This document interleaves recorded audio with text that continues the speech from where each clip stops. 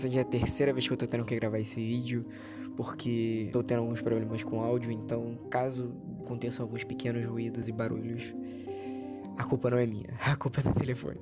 Mas enfim, hoje eu vim falar sobre um pouco de filosofia, de arte, de música, e tudo isso se dá a uma frase que eu ouvi recentemente: para olhos atentos, tudo é poesia.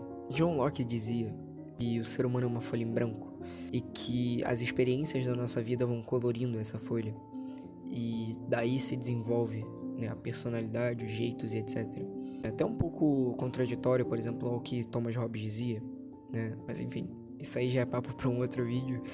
E eu acredito que nesse vídeo eu vou ter que pedir uma ajuda do meu professor de filosofia. Eu sempre fui muito apaixonado por música, desde pequenininho, e eu sempre tive influências musicais muito diversas na minha vida. Quando eu tinha aproximadamente ali 12 anos, eu comprei o meu primeiro instrumento. Na época eu ainda gravava alguns programas pra televisão e tal, e eu lembro que eu peguei um desses cachês e comprei um ukulele.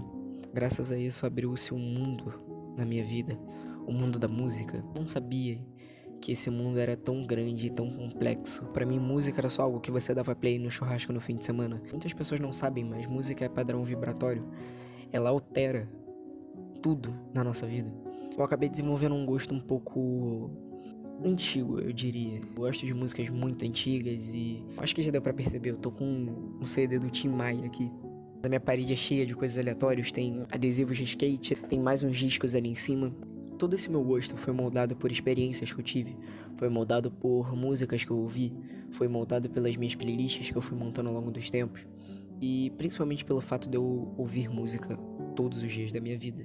Antes de começar a gravar esse vídeo, eu tava lendo um pouco e eu percebi que a arte ela não se limita somente à música. E eu tava lendo o Edgar Allan Poe, né? Mais especificamente o livro sobre os contos de Arsène Lupin. Eu tava lendo e eu percebi que a magia do Poe para escrever, para colocar determinadas palavras em determinados locais e trabalhar isso, florear isso, mesmo que seja de uma forma um pouco mais medonha e assustadora, ainda assim é arte.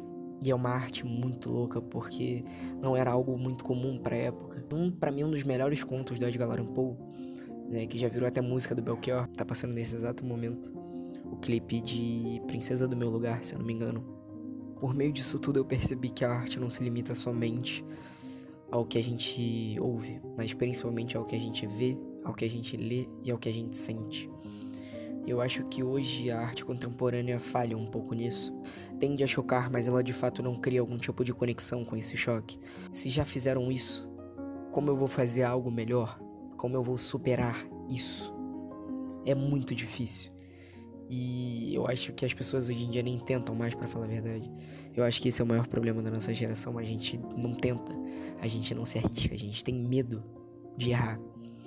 Talvez esse medo tenha sido criado e passado de geração em geração, mas eu não tô aqui pra culpar alguém do meu passado. Eu tô aqui pra falar sobre o presente, afinal, a única coisa que de fato pode alterar o seu futuro é o seu presente, e não o seu passado.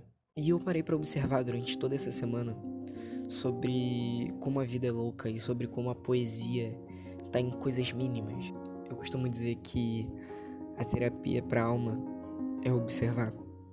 Eu não tô falando de literalmente observar, mas sim de percepção, de interpretação, sabe? Eu sou um cara que eu gosto muito de filosofia, muito de animais e principalmente de música, e quase todos os meus vídeos eu linko isso de alguma forma, e quase assim como eu fiz nesse. Afinal, eu comecei falando de John Locke e eu fui até Belchior, então por aí você vê. A mensagem que eu quero passar aqui é que as pessoas passem a interpretar mais as coisas. Eu sei que isso é difícil hoje em dia, afinal a gente vive numa era de exaustão constante. É claro que muitas vezes essa exaustão não é necessariamente física. Afinal, eu não posso dizer que essa é a era da exaustão física, até porque a gente teve a Revolução Industrial no século XVIII, em que as pessoas literalmente morriam de tanto trabalhar. Não que seja muito diferente hoje. Hoje a gente vive numa era de influência, numa era de cansaço mental. Afinal, nosso cérebro recebe muito mais informações do que ele precisa diariamente. Então é muito comum você ver pessoas jovens com problemas de memória, pessoas jovens dissociando constantemente. Tudo isso se dá ao deslocamento que esse excesso de informação gera. Afinal, você não consegue se conectar de fato em algo porque tudo passa muito rápido diante dos seus olhos. E a vida não é isso. Então, nesses momentos eu acho que isso é necessário. Parar, observar e atentar os nossos olhos à poesia que passa diariamente diante de nós e a gente não percebe.